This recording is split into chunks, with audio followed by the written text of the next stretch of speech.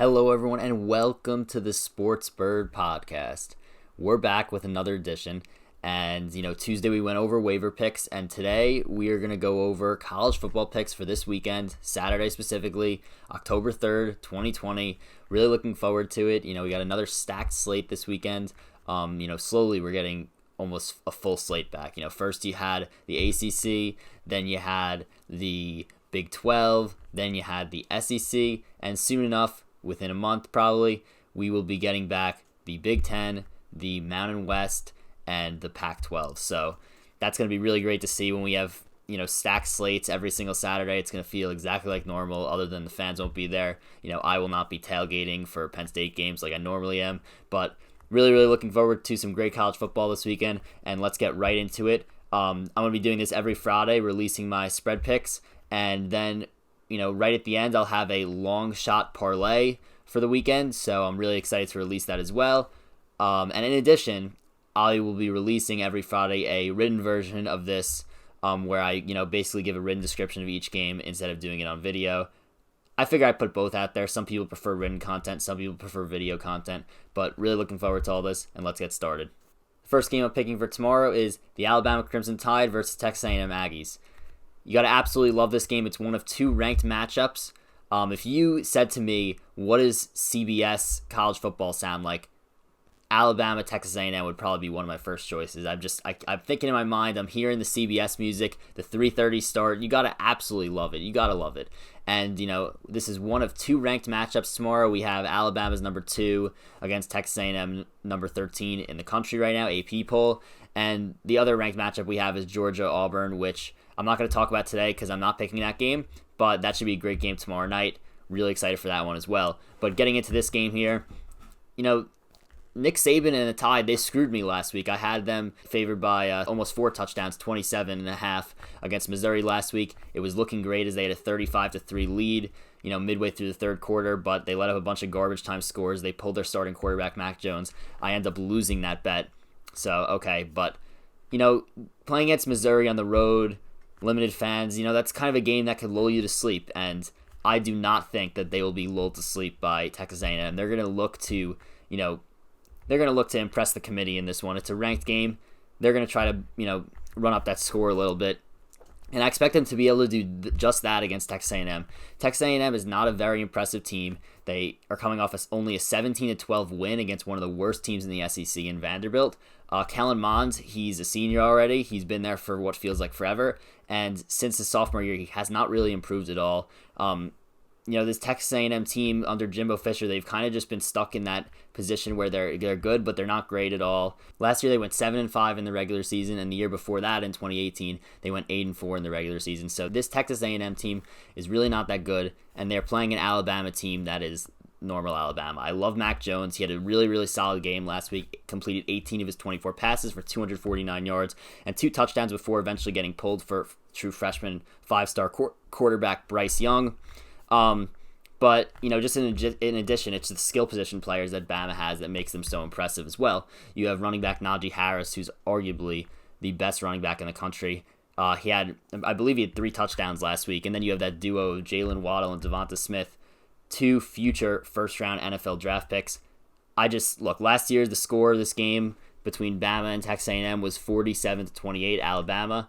I think that that's going to be around what we see tomorrow, except for I think it could be a little bit more lopsided just because I don't really buy this Texas A&M team at all. And I think that Bama at home, especially coming off a game last week that looks a little bit closer than it should have, I feel like they're going to really, really try to pour it on tomorrow. I'm going with the Tide. Roll Tide. The next game I'm picking, we have the Boston College Eagles versus the number 12 ranked North Carolina Tar Heels, who are very, very good at football this year. Not just a basketball school this year. This program is on the up and up.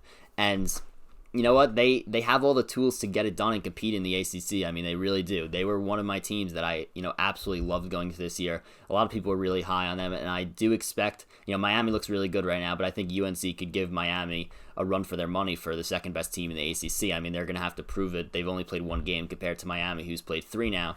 But UNC, it all starts with Sam Howell. Sam Howell, he was a freshman last year, and he absolutely dominated as a true freshman. And this year, comes back as a sophomore. This guy is a future potential number 1 overall pick in the NFL draft when he does come out. Plus, Sam Howell has a ton of weapons to work with. Wide receiver Diami Brown and wide receiver Daz Newsome both had over 1,000 yards last year and both had over 10 touchdowns last year. Also, their running back, Javonte Williams, really solid player, had 3 touchdowns in their win against Syracuse in Week 1, who they won 31-6 in that game. That was another game that looks really close to the beginning, where they kind of pulled away at ends. This is a second half team. They may start out slow, but they are really going to pour it on in the second half. They're only favored 14.5 against Boston College. Boston College is a team that I'm not very impressed with. They looked absolutely horrible last week. In the past, this is a team that has relied on offensive line, relied on the run game, and their run game has looked absolutely dead so far. A.J. Dillon was obviously a huge loss for them. In the first game that they won against Duke, they ran the ball 42 times and only got 84 yards, 2 yards a carry. Again, they won the game by 20 points because their passing game was very solid. Their quarterback threw for 300 yards. But last weekend against Texas State, the passing game was not as good. The running game was still not good, as they only ran for 87 yards on 27 carries, and they barely beat Texas State, a Sun Belt team, 24-21. So I think North Carolina could score 40 points in this game, so I'm going with North Carolina. I'm going with the Tar Heels. This is going to be a common theme this year. I'm going to be taking UNC a ton. And the next game I'm going to pick, we have Kansas versus Oklahoma State. Now, death, taxes, and betting against Kansas football. This may be the worst team in the Power 5. The only competition is Rutgers, really, but with the hiring of Greg Schiano, I think that Kansas is about to cement their spot as bottom of the bottom of the bottom in the Power 5, and it's really not that close, honestly. Kansas has played 2 games this year. They lost to Coastal Carolina at home by 15, 38-23. They lost on the road to Baylor last week, 47-14. Baylor is a team that had a lot of question marks going into this year. They lost a ton of talent. They lost their head coach. Obviously, it all switched with the coordinators as well. When in college, when you lose a head coach, the coordinators usually go elsewhere as well. That happened, and it was still a 47-14 game, 33 points last week. So, look, you have an Oklahoma State team that I think could compete in the Big 12. This is a team that's absolutely stacked with talent on offense. They have Spencer Sanders, a quarterback who actually got hurt in Week 1. And, Oklahoma State, they kind of had a tight game against Tulsa because the backup quarterback couldn't really do anything. And then they brought in Shane Illingworth, who is a third stringer, and he played a lot better. And then Oklahoma State was able to get that win over Tulsa at home. Last week, they play against West Virginia, and they win 27-13 with Illingworth starting at quarterback. These skill position players on Oklahoma State are all so good. Obviously, Chuba Hubbard, one of the best running backs in the country. Also, L.D. Brown, a very, very good running back as well to complement Hubbard. And then you have Tylan Wallace, at wide receiver, and he is a future NFL draft pick, probably within the top 2 or 3 rounds as well.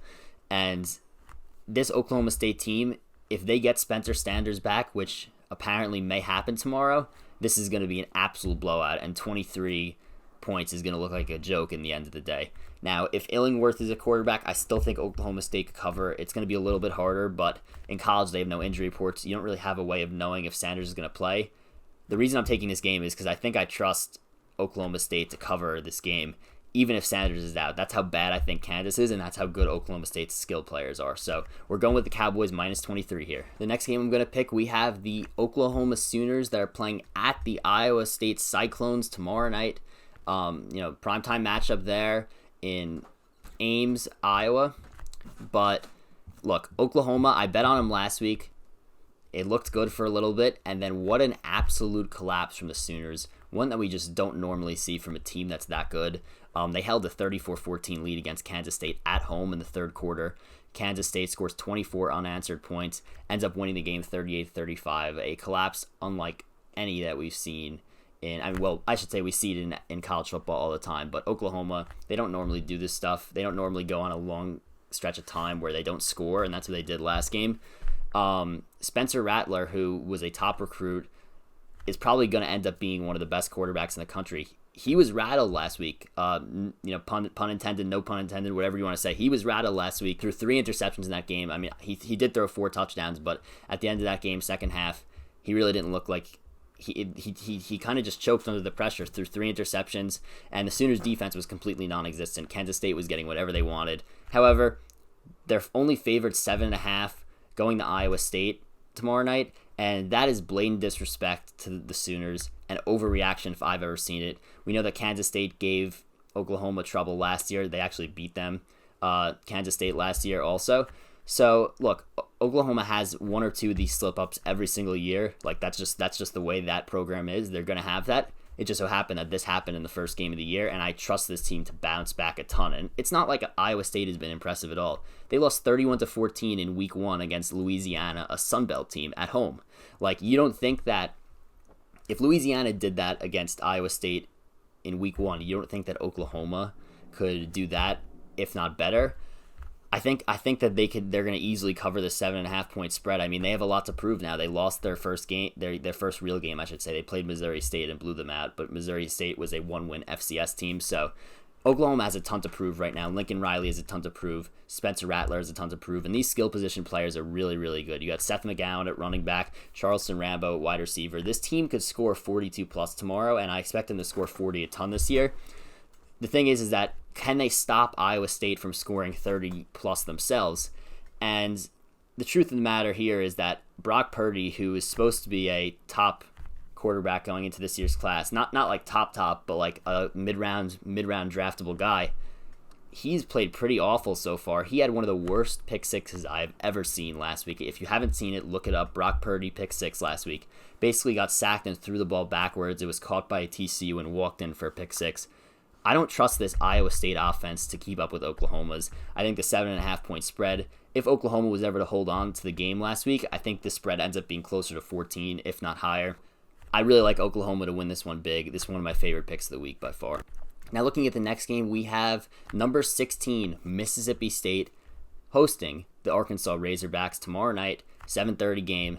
What we saw last week with Mississippi State is something that we have never seen in the SEC before, ever. What happened was Mike Leach took his air raid offense to the SEC against the reigning champion LSU Tigers and completely demolished them. Yes, I know that LSU is not going to be as good this year. I know that they lost a ton of talent both on offense and defense, but this was a mauling to the point where KJ Costello in his first game broke the SEC record for single game record for passing yards in the game with 623 yards. He also had 5 touchdowns to go with that. And the Mississippi State Bulldogs were able to beat LSU 44-34.